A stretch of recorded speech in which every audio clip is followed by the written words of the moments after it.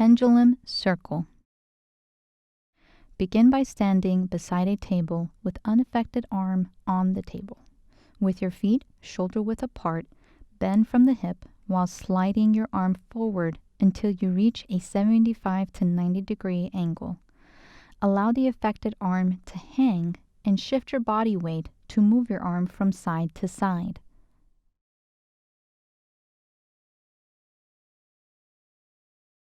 Then, shift your body weight and allow the arm to move forward and backward.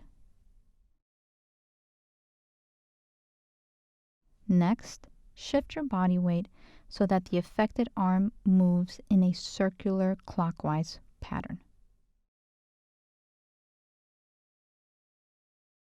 You will also do a counter-clockwise. Slowly return to starting position.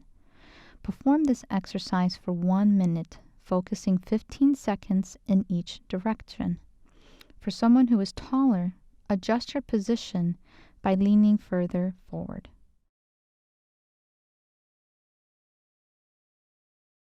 You may do this exercise for up to 5 times a day, increasing to 3 to 5 minutes per day. Do this 6 days out of the week.